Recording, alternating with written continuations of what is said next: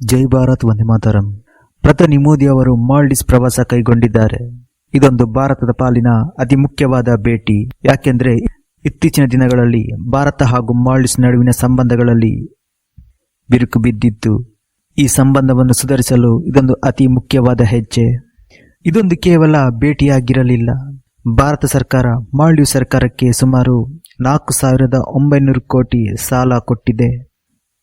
ಯಾಕೆಂದ್ರೆ ಅವರ ಅಭಿವೃದ್ಧಿ ಕಾರ್ಯಗಳಲ್ಲಿ, ಹಾಗೆ ರಕ್ಷಣಾ ಪಾಲುದಾರಿಕೆಗಳಲ್ಲಿ, ಹೀಗೆ ಪ್ರವಾಸೋದ್ಯಮ ವಿಭಾಗಗಳಲ್ಲೂ ಕೂಡ ಆ ರಾಷ್ಟ್ರಕ್ಕೆ ಭಾರತ ಸಹಾಯ ಮಾಡುತ್ತಿದೆ. ಇದೊಂದು ಎಷ್ಟರ ಮಟ್ಟಿಗೆ ಫಲ ಕೊಡುತ್ತದೆ ಅನ್ನೋದು ಮುಖ್ಯವಾಗುತ್ತೆ. ಯಾಕೆಂದ್ರೆ ಮಾಲ್ಡೀವ್ ಅಧ್ಯಕ್ಷರು ಮೊಯಿಸು ಅವರು ಮೊದಲ ಬಾರಿಗೆ ಅಧ್ಯಕ್ಷರಾದ ನಂತರ ಅವರು ಮೊದಲು ಭೇಟಿ ಕೊಟ್ಟಿದ್ದು ಟರ್ಕಿಗೆ.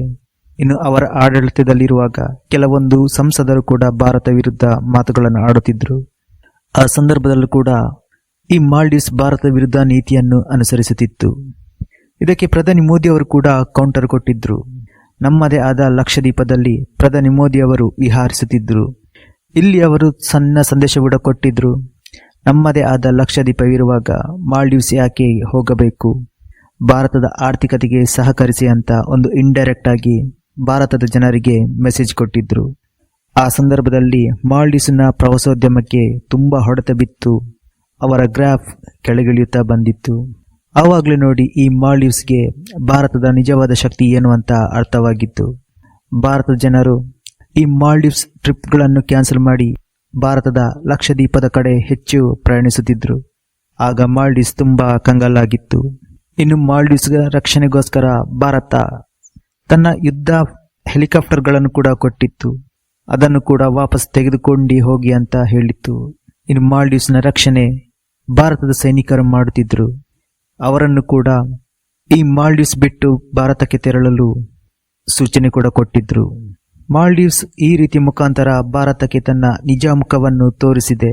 ಈಗಲೂ ಕೂಡ ಈ ಟರ್ಕಿಯ ಜೊತೆಗೆ ಕೆಲವೊಂದು ಡಿಫೆನ್ಸ್ ಒಪ್ಪಂದಗಳು ಕೂಡ ಆಗಿದೆ ಅಂತ ಹೇಳಲಾಗುತ್ತಿದೆ. ಹೀಗೆ ಕೆಲವೊಂದು ವಿಚಾರದ ಬಗ್ಗೆ ಚರ್ಚೆ ಈ ಎರಡು ರಾಷ್ಟ್ರಗಳ ನಾಯಕರು ನಡೆಸಲಿದ್ದಾರೆ. ಈ ಭಾರತಕ್ಕೆ ಮಾಲ್ಡೀವ್ಸ್ ಅತಿ ಮುಖ್ಯವಾದ ರಾಷ್ಟ್ರ. ಬೇರೆ ರಾಷ್ಟ್ರಗಳು ಈ ಮಾಲ್ಡೀವ್ಸ್ನ ಮೇಲೆ ನಿಯಂತ್ರಣ ಹಾಕದ ಹಾಗೆ ಭಾರತ ನೋಡಿಕೊಳ್ಳುತ್ತಿದೆ. ಈ ಮಾಲ್ಡೀವ್ಸ್ಗೆ ಬೇಕಾಗಿರುವ ಸಾಲವನ್ನು ಭಾರತ ಕೊಡ್ತಿದೆ. ಈ ಎರಡು ರಾಷ್ಟ್ರಗಳ ಜೊತೆಗಿನ ಸಂಬಂಧ ಚೆನ್ನಾಗಿದ್ರೆ ಭಾರತಕ್ಕೂ ಕೂಡ ಒಳ್ಳೆಯದು. ಇಲ್ಲದಿದ್ರೆ ಚೀನಾ, ಟರ್ಕಿ, ಪಾಕಿಸ್ತಾನಂತ ರಾಷ್ಟ್ರಗಳು ಈ ಮಾಲ್ಡೀವ್ಸ್ ಜೊತೆ ಒಂದು ಹೆಚ್ಚಿನ ನಿಕಟ ಸಂಪರ್ಕವನ್ನು ಹೊಂದಿದ್ರೆ ಭಾರತಕ್ಕೆ ಆತಂಕ ಎದುರಾಗುವ ಸಾಧ್ಯತೆಯೂ ಇದೆ. ಭಾರತ ಇಲ್ಲಿ ಒಂದು ಜಾನ್ಮ ನಡೆಯನ್ನು ಪ್ರದರ್ಶಿಸಿದೆ.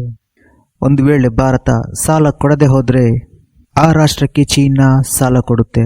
ಇನ್ನು ಅದಕ್ಕೆ 10 ಹಲವು ಕಂಡೀಷನ್ಗಳನ್ನು ಕೂಡ ಹಾಕುತ್ತಾರೆ. ಆ ಸಾಲವನ್ನು ಮರುಪಾವತಿ ಮಾಡಲು ಮಾಲ್ಡೀವ್ಸ್ ವಿಫಲವಾದರೆ ಆ ಭಾಗದಲ್ಲಿ ತನ್ನ ಸೇನಾ ನೆಲೆಯನ್ನು ಸ್ಥಾಪಿಸುವ ಸಾಧ್ಯತೆಯೂ ಇದೆ. ಇದರಿಂದ ಭಾರತಕ್ಕೇನೆ ತೊಂದರೆ. ಈ ಹಿಂದೂ ಮಹಾಸಾಗರದಲ್ಲಿ ಚೀನಾವು ಕೂಡ ಒಂದು ಕಣ್ಣಿಡಬಹುದು. ಈ ಒಂದು ಭಾಗವೇನಿದೆ ಇಲ್ಲಿಯೂ ಕೂಡ ತನ್ನ ಪ್ರಭಾವವನ್ನು ವಿಸ್ತರಿಸಲು ಚೀನಾ ಪ್ರಯತ್ನಿಸಬಹುದು. ಅದಕ್ಕೆ ಭಾರತ ಅವಕಾಶ ಕೊಟ್ಟಿಲ್ಲ. ಈ ಮಾಲ್ಡೀವ್ಸ್ ಪುಟ್ಟ ರಾಷ್ಟ್ರ ಆದರೂ ಕೂಡ ಅದಕ್ಕೆ ಭಾರತ ಇಂಪಾರ್ಟೆಂಟ್ ಕೊಡ್ತಾ ಬಂದಿದೆ.